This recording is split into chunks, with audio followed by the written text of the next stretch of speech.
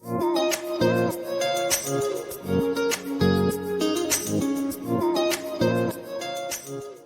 Hello every one എന്നൊരു പുതിയ video ആയിട്ടാണ് വന്നേക്കുന്നത്. ഇന്നെന്ന് പറഞ്ഞാൽ ഒരു റിപ്പയറിങ് വീഡിയോ ആണ്.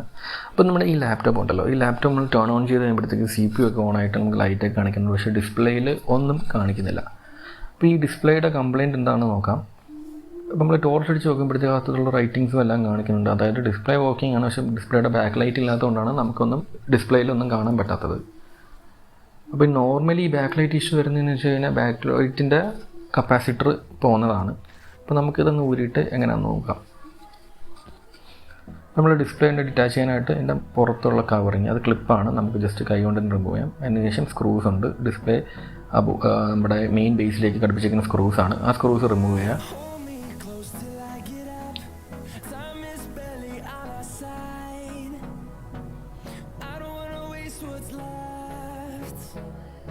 ഇത് ഊരിയെടുത്തതിന് ശേഷം ഇതിൻ്റെ താഴെ ഒരു ക്ലിപ്പുണ്ട്, കണക്റ്റിംഗ് കേബിളാണ്. അത് നമ്മൾ നല്ല ഭയങ്കര കെയർഫുള്ളായിട്ട് വേണം റിമൂവ് ചെയ്യാൻ.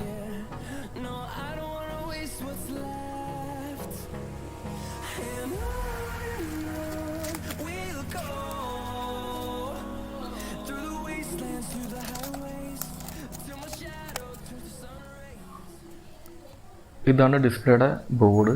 അപ്പോൾ നമുക്ക് ഇതൊന്ന് മൾട്ടിമീറ്റർ വെച്ച് ചെക്ക് ചെയ്യാം, കമ്പോണൻസ് ഒക്കെ വർക്കിംഗ് ആണോ എന്ന്.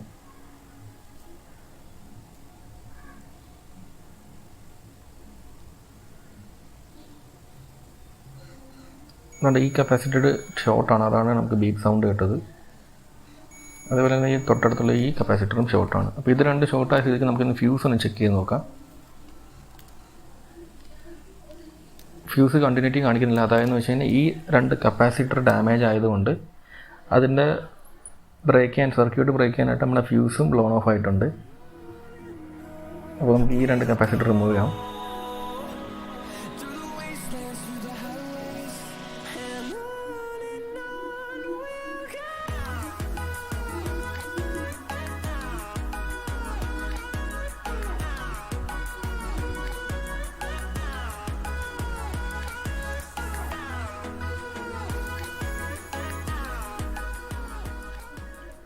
ഈ കപ്പാസിറ്റർ ഡാമേജ് ആണ്, അതാണ് ഷോർട്ട് ആയിരിക്കുന്നതുകൊണ്ടാണ് നമുക്ക് ഈ കണ്ടിന്യൂറ്റി കാണിക്കുന്നത്.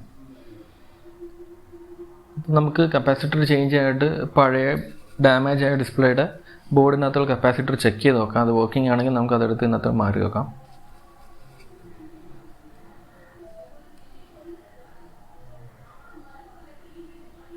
മൾട്ടിമീറ്റർ വെച്ചിട്ട് നമുക്ക് കപ്പാസിറ്റർ ചെക്ക് ചെയ്ത് നോക്കാം.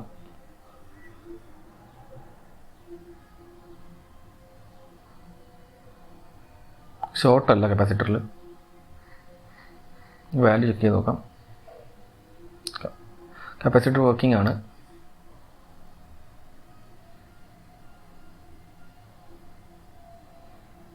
ഇനി ഒരു ഫ്യൂസും കൂടെ വേണം. ആ ഫ്യൂസും നമ്മുടെ ഈ പഴയ ബോർഡിനകത്ത് തന്നെ കാണും. നമ്മൾ കപ്പാസിറ്റർ ഊരും അത്രയും കെയർഫുൾ ആയിരിക്കണം, കാരണം അത് ഡാമേജ് ആയിപ്പോയി കഴിഞ്ഞാൽ നമുക്ക് യൂസ് ചെയ്യാൻ പറ്റില്ല.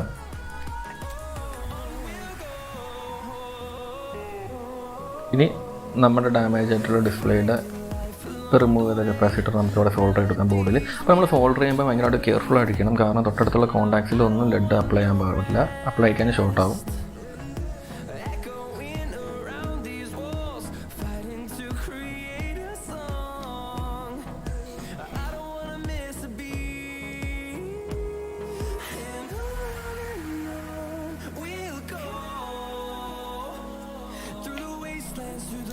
ടോർച്ച് അടിച്ച് നോക്കുന്നത് തന്നെ കോൺടാക്ട്സ് ഏതെങ്കിലും ഷോർട്ടായോ എന്നാണ് നോക്കുന്നത്.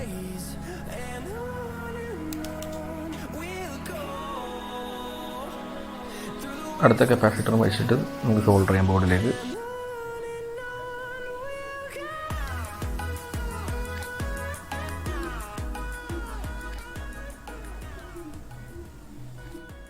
നമ്മൾ കപ്പാസിറ്റർ ബോർഡിലേക്ക് സോൾഡർ ചെയ്ത് കഴിഞ്ഞു.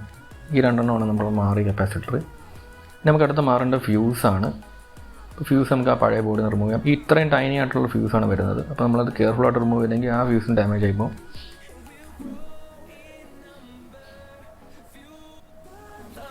ഫ്യൂസ് നമ്മൾ ബോർഡിലേക്ക് സോൾഡർ ചെയ്യുമ്പോഴത്തേക്കും കുറച്ച് ലെഡ് മാത്രം അപ്ലൈ ചെയ്യുക, കാരണം അത്രയും ചെറുതാണ് ഫ്യൂസ്.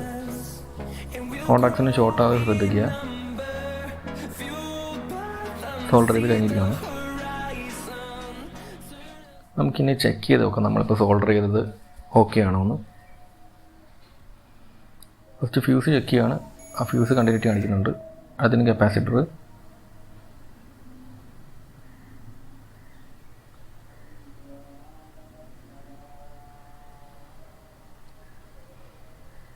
ഓക്കെ ആണ്. നമ്മളിപ്പോൾ മാറിയ കപ്പാസിറ്റർ. നമുക്കൊന്ന് ഡിസ്പ്ലേ കണക്ട് ചെയ്ത് നോക്കാം ലാപ്ടോപ്പിലേക്ക്.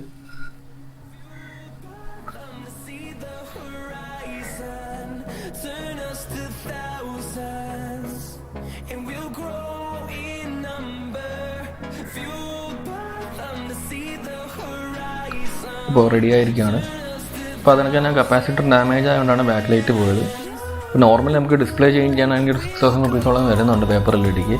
അപ്പോൾ അത്യാവശ്യം നമ്മുടെ കയ്യിലിരിക്കുന്ന കമ്പോണൻസ് വെച്ച് തന്നെ നമുക്കൊന്ന് അത്യാവശ്യം സോൾഡർ ചെയ്യാനൊക്കെ അറിയാമെങ്കിൽ നമുക്കത് റിസോൾവ് ചെയ്യാൻ പറ്റും. ബ്രൈറ്റ്നസ് ഒക്കെ പെർഫെക്റ്റായിട്ട് വർക്ക് ചെയ്യുന്നുണ്ട്. അപ്പോൾ ഇത്രയേ ഉള്ളൂ ഇന്നത്തെ വീഡിയോ എന്ന് പറയുന്നത്. അപ്പോൾ വീഡിയോ എല്ലാവർക്കും ഇഷ്ടപ്പെട്ടു എന്ന് പ്രതീക്ഷിക്കുന്നു. ഇഷ്ടപ്പെട്ടിട്ടുണ്ടെങ്കിൽ മറക്കാതെ ലൈക്ക് ചെയ്യുക, അതങ്ങനെ ഷെയർ ചെയ്യുക. ചാനൽ ഇതുവരെ സബ്സ്ക്രൈബ് ചെയ്തിട്ടില്ലെങ്കിൽ മറക്കാതെ നിങ്ങൾ ചാനൽ സബ്സ്ക്രൈബ് ചെയ്യുക.